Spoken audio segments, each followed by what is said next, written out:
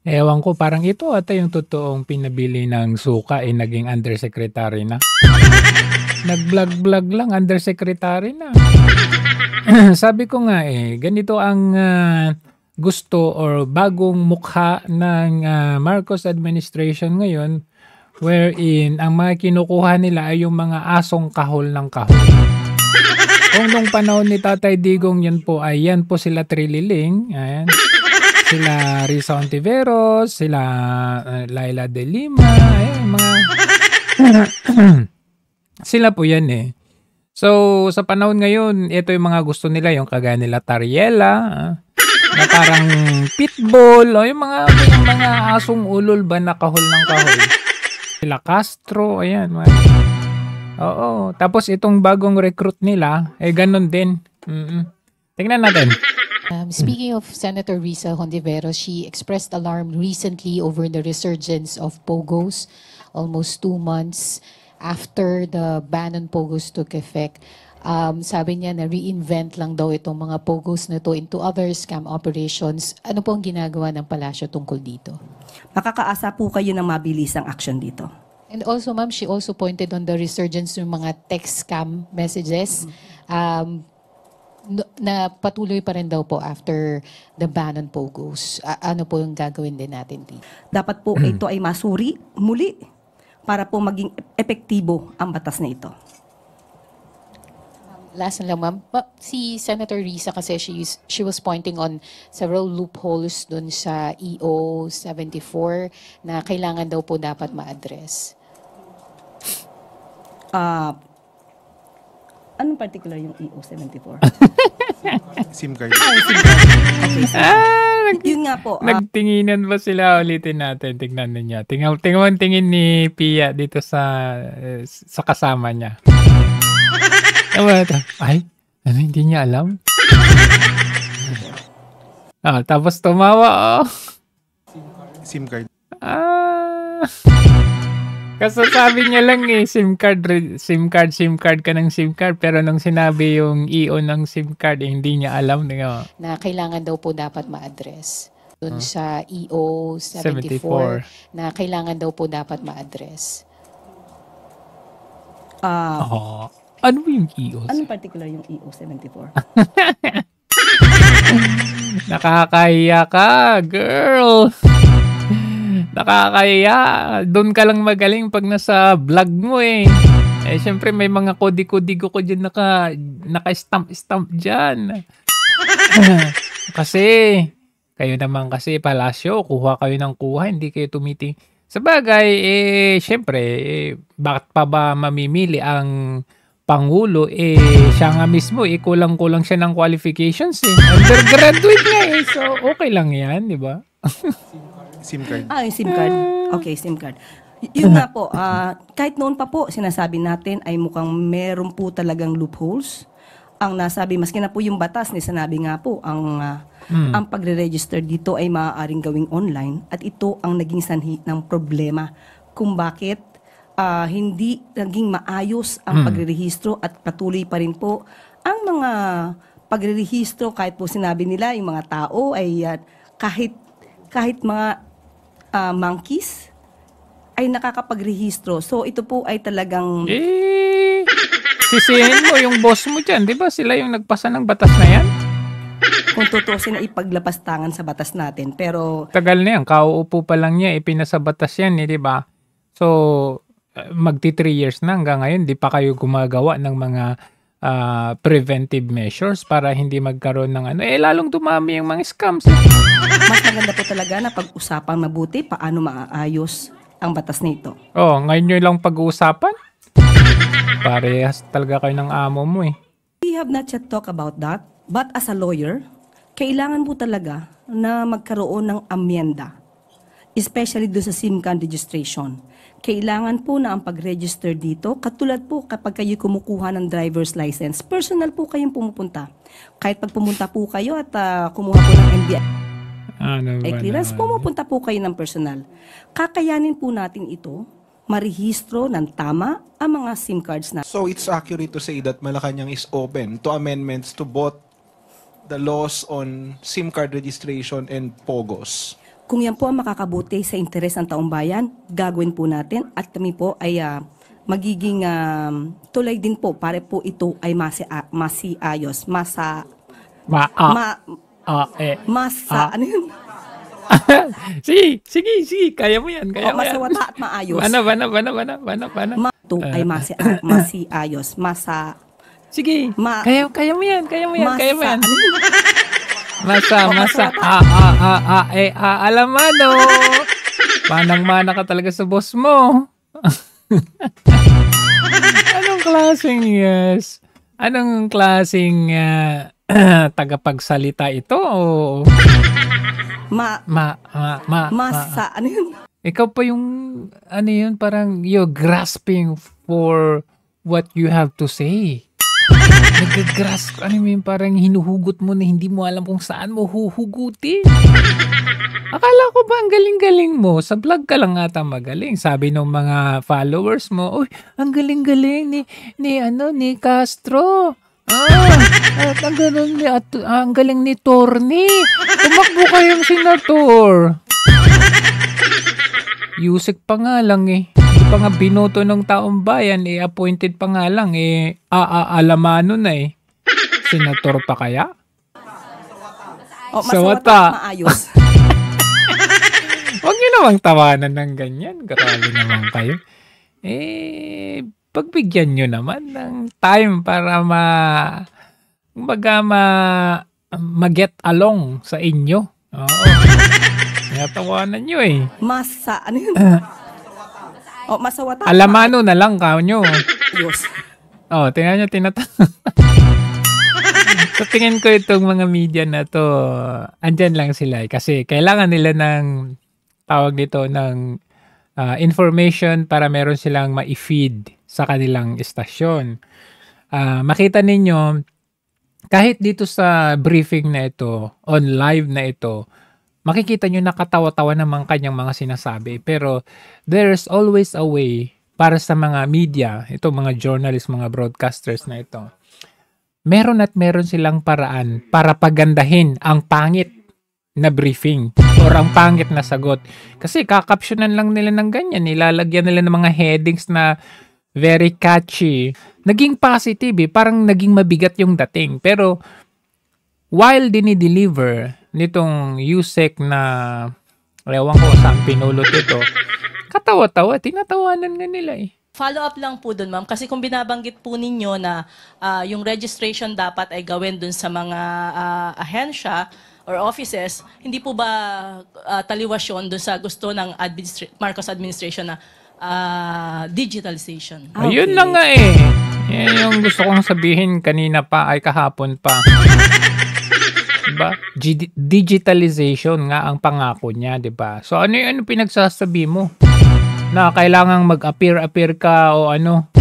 Dito nga pag mag-ano ka lang halimbawa, i-ano mo yung Alipay o WeChat, install mo lang. Tapos i-camera mo yung mukha mo, then pwede pa nga akong mag-apply ng yung online banks, di ba? Pwede akong na hindi ko kailangan pumunta sa physical bank. Kaya nga digitalization okay. Sige, tingnan natin ang sagot. Okay, meron tayong ang polisiya at ang pinupush po ng ating Pangulo, at least magkaroon po ng 95% na transaction, digitalized transaction, especially sa government. Bakit ka? Para po mas mabilis. Bakit kailangan pang pumunta sa is ang transaksyon. Halimbawa po, kaya umuutang sa bangko. Layo ng sagot. Ulitin nga natin anong tanong? Tanong. Kasi kung binabanggit po ninyo na yung registration dapat ay gawin dun sa mga ahensya or offices, hindi po ba taliwas yun dun sa gusto ng Marcos administration na digitalization? Kala mo kasi magugoyo mo yung mga media batido na yung mga yan. Okay. Kailangan mong maging intellectual talaga. Pag ikaw ay maging nasa harapan ng mga media na ito, talagang gigisain ka ng mga to Kaya nga kahit mismong si Marcos Jr. pag ini-interview siya or ina-ambush interview siya, talagang Alam mo yun, merong makikitang katatawa. Meron Katatawanan.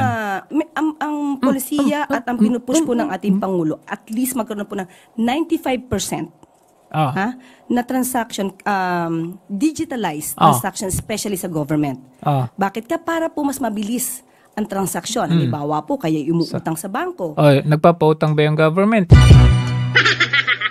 Ang tanong nga niya, sabi mo kanina, kailangan pumunta sa mismong ahensya ng gobyerno para makapag enroll or makapag-login, parang ganun, or makapag-open ng account. Or ang sabi ng media, edi taliwas doon sa sabi niya na digitalization. Hindi po masyado mahihirap Ang sagot mo naman sa utang. dahil digitalized na lahat. Pero ang pinapatungkulan niya po ba ay patungkol kay SIM card po. Register. sa SIM card. My God! Tagapagsalita nyo ito? Ano bang naging basihan ninyo at nakuha ninyo itong mokong na to? Hindi, pero biro, hindi tayo sa nagmamagaling nga. But ako, hindi ko kaya yan. Pag ako inalok ng ganyan, na hindi ako mag-oo. Regardless kahit magkano ialok nila sa akin. Because I don't want to taint myself. Wow, taint. I don't want na, alam mo yung maging katawa-tawa ka. May pera ka nga. Malaki nga sahod mo. Magkano kaya sahod ng USEC? Malaki-laki rin 200K yan monthly. Oo. Tapos, ang sagot mo, salita ka ng salita. Ito sa mga utang-utang. Ano yung pinapatungkulan mo? Tapos bigla kang ganun. Ibig sabihin, lutang ka. Tingnan mo. Ang pinapatungkulan ay Yeah. hirapan dahil digitalized na lahat. Salita ka ng Pero salita. ang pinapatungkulan niya po ba ay patungkol kay SIM card po. Register. sa SIM card. Sa SIM card. Sa SIM card. Hindi ka kasi nakikinig. Anong klaseng estudyante ito? Go out! Ba? Hindi Get out! ko makuha po yung inyong tanong. Sabi niyo po kasi yung SIM card registration online. Inulit. So, dapat Okay. That will be a different issue. Anong different issue? Sagot ka ng sagot ng kanina tapos pumunta pa tayo sa utang-utang. Anong utang? Taragis naman tong tagapagsalita na to. Ulitin natin. Gusto ko ulitin kasi gusto kong i-imply talagang kabubuhan ito. Para po mas mabilis digital. digitalization. Okay. Gusto ng Marcos administration na says, hindi po ba Tapos sabi niya, about sa digitalization. Tapos sabi niya, okay. So, akala ko naman naintindihan mo. taliwasyon doon sa gusto ng Marcos administration na Hindi pala. digitalization. Okay. Okay. Meron tayong ang polisiya at ang pinupush po ng ating Pangulo, at least magkaroon po ng 95% 95% Pero ang sabi mo, kailangan pumunta doon sa opisina. na transaction, digitalized transaction, especially sa government. An example mo pa utang Bakit ka? Para po mas mabilis ang transaksyon. Halimbawa po, kaya umuutang sa bangko. Hindi po masyado mahihirapan dahil digitalized na lahat. Example pa yung utang. Alam mo, when it comes to utang, kailangan mo talagang pumunta sa opisina. But we're talking about digitalization on certain government institution, government offices. Ano ka ba? Alam ba, about sa passport, digitalize na natin yung mga yan. Pag-renew ng NBI clearance, pag-renew ng ating driver's license, yung mga anong utang pinagsasabi mo, utang na loob naman Pero ang pinapatungkulan niya po ba ay patungkol kay SIM card po. Anong patungkol kay? Patungkol kay? Trililing? SIM card? What do you mean? Hindi ko makuha po yung What do you mean?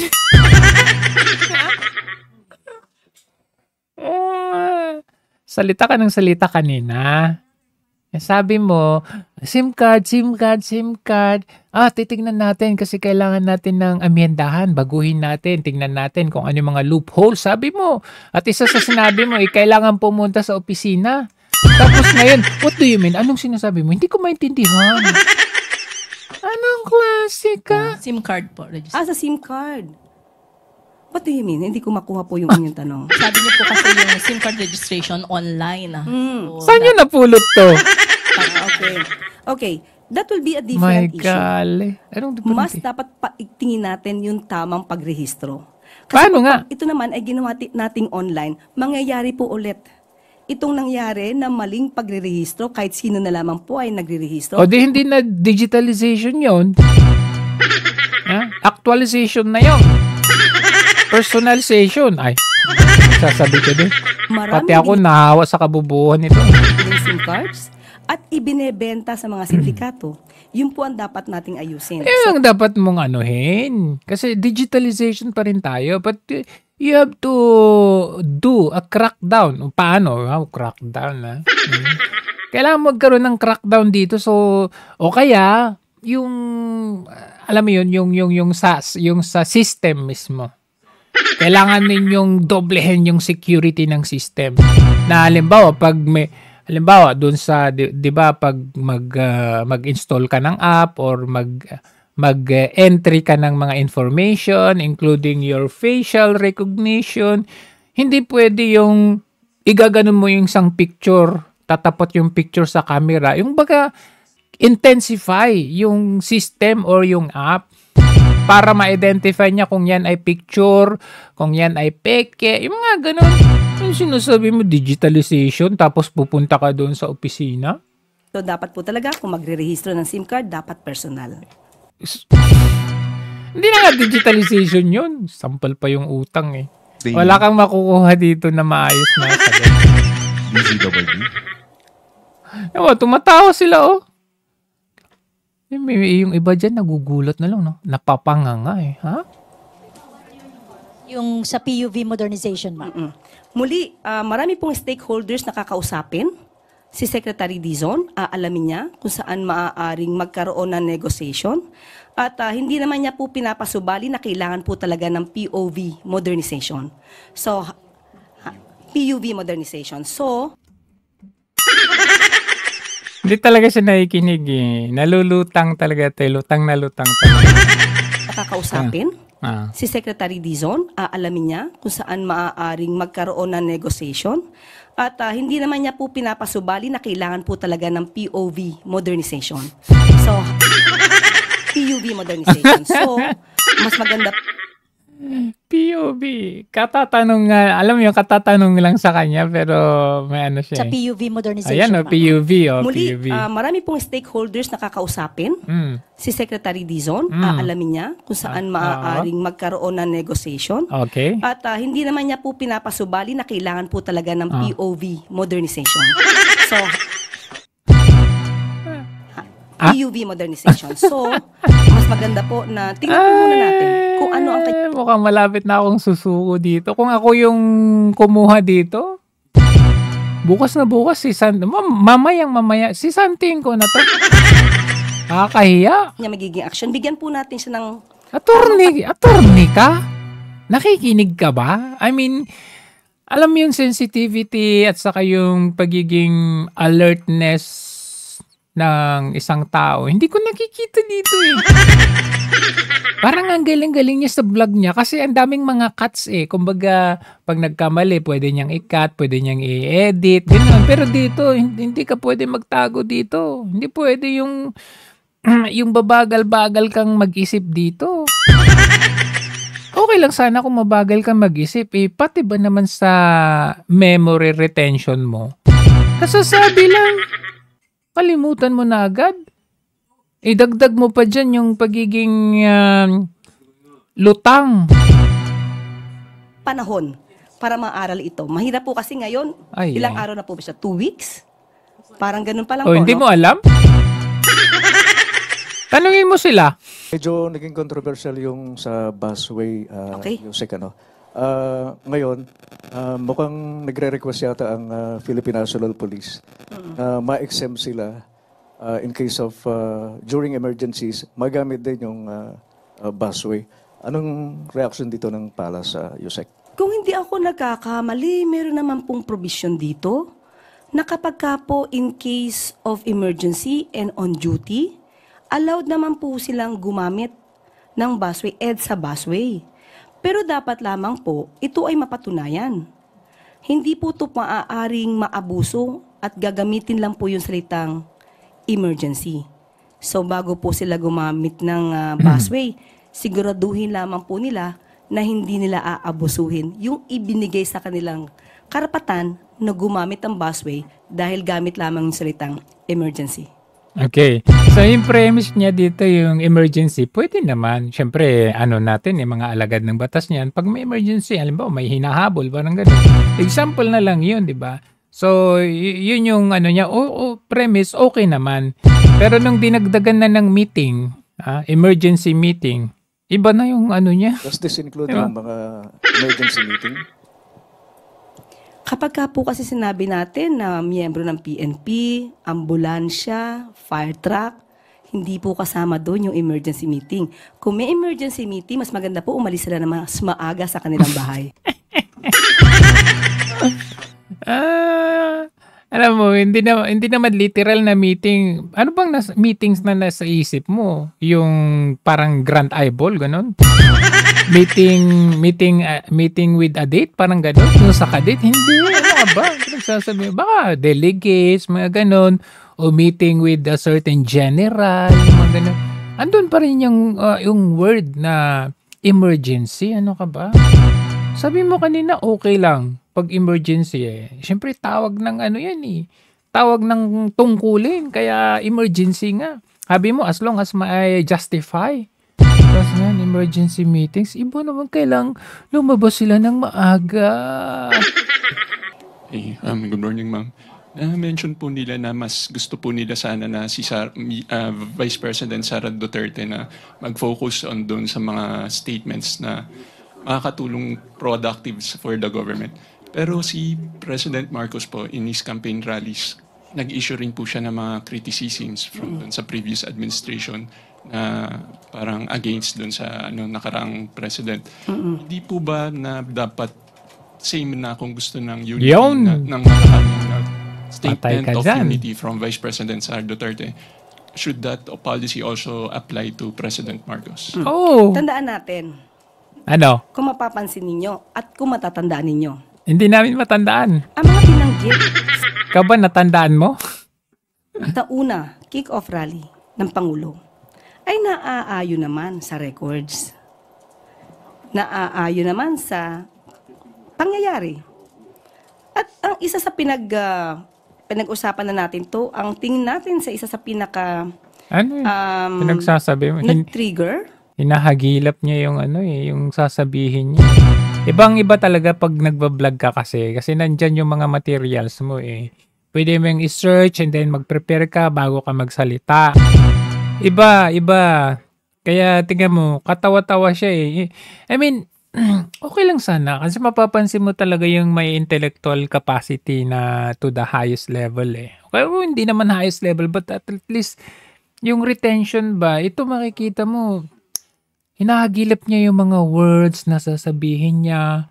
Hindi niya, alam mo yung, parang alam mo yung laging nasa dila niya na hindi niya mailabas-labas. Yung parang ganun. Wala ka na sa vlogging. I mean, or rather, should I say, pang-vlogging ka lang talaga. Ay yung patungkol sa nagde-deliver ng suka. Tandaan nga natin, inuulit ko, hindi po walang pinangalanan ang Pangulo dito. Kahit na. Hindi dapat i-apply din sa Pangulo yung ang problema diyan sa Pangulo ninyo. Anong ginagawa niya? Instead na ilatag niya yung mga nagawa ng kanyang mga kandidato, anong ginagawa niya? Panay-paninira, negative campaigning nga yung ginagawa Tama ba yun? Kaya may pinangalanan ka, nahawa tuloy ako sa iyo. May pinangalanan ka o wala. Pero halata At nung sila ay sumagot muli, hindi po ba karapat-dapat din na sumagot ang Pangulo na nang aayon din naman po sa kanyang mga records, sa kanyang mga naobserbahan. Hindi lamang po kasi dapat ang ibang partido o ibang tao ang maaari magsalita patungkol dito. Karapatan din po ng Pangulo na magsalita kung ano po yung kanyang damdamin. Di taliwas dun sa sinabi mo. Sinasabi mo na pag may ganito, hindi nagsasalita yung Pangulo, ayaw niya magkomento. Tapos ngayon sabihin mo, karapatan din niyang magsalita. Ano ba talaga? Ito naman din po ay para mapakita sa tao kung ano ba yung katotohanan. Papagod ako sa'yo. Mahirap po na yung isang party lang ang sumusuntok. Kailangan din po tayong sumangga. Toto. Kasi itong PCO na to, detached sa reality ito. Wala siyang kaalam-alam. Wala siyang alam. Hindi niya alam. Kaya hindi niya rin alam yung isasagot niya. Wala siyang, alam yung realidad na nangyayari, yung krimen sa bansa, yung mga pangyayaring kidnapping, kung ilan na ba yung mga yan. Baka on this particular crime especially, it being extra chilling and extra disturbing. Ginawa po sa bata yun. And I would like to ask that question in the context of apparently may pinupush pong narrative that it was that the peace and order situation currently is deteriorating not just in Metro Manila but in the entire country. Okay, itong nangyari na kidnapping na to, ilang kidnapping na ba ang napabalita natin ganito?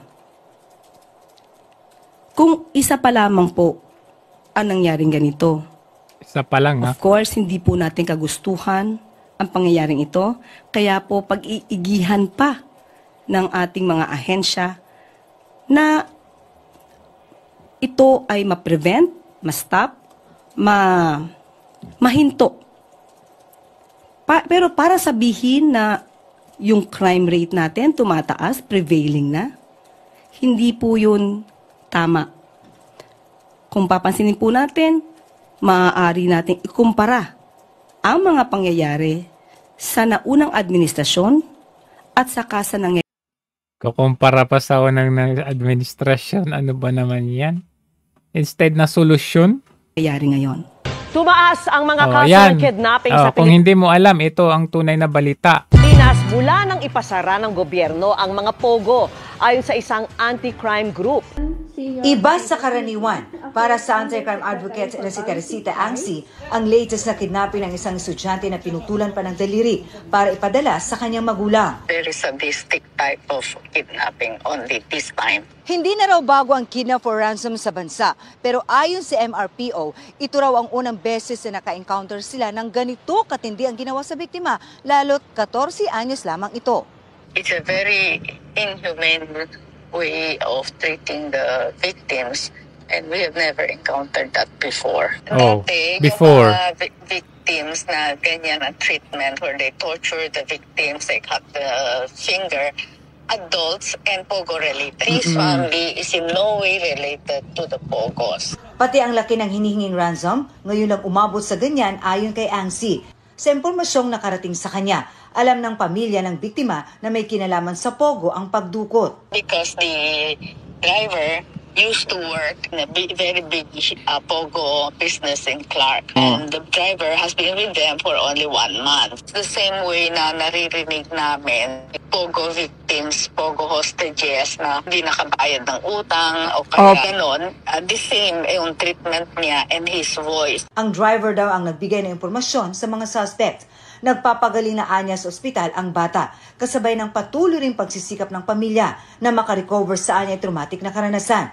Pero hindi lang sila ang apektado. The business community is in a panic because this is what they're afraid of. Ayon sa grupo ni Angsi na Movement for Restoration of Peace and Order, dumami din ang kaso ng mga kidnapping simula na magsara ang mga pogo sa bansa. Sa buwan lang ng Enero, 4 na ang naitala. Most of the perpetrators are still the Chinese syndicate. The victims are not all Pogo related. The government is caught flat-footed. Hindi sila prepared what to do. No? Mga Filipino drivers are without jobs. Not just the Chinese are without jobs. We have to be more vigilant with these things happening now. Nakita ninyo, si Yusek Claire Castro na to, very detached siya doon sa mga pangyayari talaga politically or sa bansa natin. Kaya lang siya nagiging matalino, tignan kapag siya nagbablog kasi andyan na yung mga resource niya. Andyan yung binablog niya. Kumbaga andyan na sa kanyang harapan. Pero pag yung kine-question ka na ng mga media, okay, in front of the media briefing, ibang usapan na yon. Kailangan mong maging matalas. Kung dati bumabase ka lang dun sa kung nasa harap mo ito meron kang itong i-feature na video, meron kang tas magko-comment ka o kaya meron kang evidence na ipapakita, pwede yun. Pero dito, media briefing, kitang-kita na talaga na itong si Claire Castro na ito, wala siyang capacity, wala siyang capability na maging tagapagsalita. Kaya lamang siya kinuha, for me sa aking observation, kaya lang siya kinuha para maging barking dog. Hindi para, kasi kung tutuusin, bago ka sumabak dyan, di ba dapat maging widely adept, okay? Dapat alam mo, very wide ang grasp mo ng mga informations. Dapat prepare ka sa mga possibilities ng mga itatanong ng mga media. Dapat meron kang brainstorming. Maybe kailangang may advisor ka sa mga naging PCO na pero the way I see this tagapagsalita nila ngayon, kasi hindi naman undersecretary siya Kumbaga hindi naman talaga siya yung main na position diyan, pero siya yung sinasabak. Napapansin niyo hindi yung bagong secretary, hindi na rin itong si Lucas Bersamin o hindi na rin yung iba. Siya na lang yung taga sa mga media ngayon. Kasi they wanted her in front to answer the media in a way na yung parang yung ginagawa ba natin or ginagawa ng isang magre-rebut ng isang inaakusa or isang impormasyon, nire-rebut in a way na yung gusto nila, not in a very formal way. Kasi hindi sila makaribat mismo. Like, para namang hindi angkop na si Lucas Bersamin, magre-rebut na parang ala vlogger type, di ba? Hindi pwede yon. Kahit yung press secretary, hindi pwedeng ganun. Kasi dapat maging formal ka Dapat nasa formal setup ka, parang ganun. So, kung ito hindi nila sesesantihin, dahil very informal yung way ng kanyang pagsagot, yun talagang purpose nila. May tagakahol lang. In a very informal way of answering these allegations, kumbaga. Kasi makita nyo, for example, kita nyo naman, yung Pogo, for example, malaking epekto yan. Biglang pagtanggal nila ng Pogo, ang daming mga drivers dyan. Drivers na mga drivers, mga bodyguard, kumbaga trabahante ng Pogo na yan, nung tinanggal, nung nawala, ano na yung magiging trabaho nila? Nangako si Marcos Jr. na bibigyan niya ng mga trabaho, yung mga nawalan ng trabaho, pero nasaan? Diba? May mga jobs fair dyan, pero nakita ba ninyo kung ilan ang talagang ini-employ nila o kinukuha nila? O pinapupunta lang yung mga libo-libo dyan, pero bilang lang or pili lang. So yan yung sabi nga nila dyan, caught off guard, unprepared yung gobyerno sa effect nung biglang pagtanggal nila ng Pogo without even planning or giving a due, parang yung magiging chilling effect nung biglang pagtanggal nila. Kasi probably, tataas talagang bilang ng mga kidnapping kasi they would think itong mga Pogo operators, Pogo bosses, siyempre maraming pera yung mga yan. So anong gagawin ng mga driver, mga bodyguards? Siyempre alam na they know saan yung bahay nila, alam nila yung mga information. So pwede silang mag-inside job na. Ito, kunin natin ang anak ni boss na ito. Mag-demand tayo ng ganito, ganyan. Kasi yan yung epekto talaga. But going back to this undersecretary na ito, hindi ito naaangkop talaga na maging tagapagsalita. Isa itong panira talaga sa administrasyon ng Marcos. Perhaps, maybe, ito ang gusto ng Marcos administration. Yung Bardagol type. Kasi gusto nilang baguhin yung imahe na, hindi kami weak. Hindi na kami tatahimik. Ganun. Lalaban kami. Parang ganon. So, gusto nilang kumuha ng yung mga barking dogs, yung mga attack dogs, yun yung gusto nilang kunin kasi hindi pwedeng sila mismo ang gumagawa. Kaya nakita ninyo itong impeachment na ito? Sino yung mga premise na complainants? Hindi ba sila, yung mga dilawan, sila Castro, yung mga Kabayan Black? Kunwari sila muna, okay? And then, later on, saka sila papasok, yung house, doon sila papasok, sasabihin nila, due to insistent public demand, parang ganun, o kailangan namin mag-comply dahil according dyan sa Constitution, parang ganun.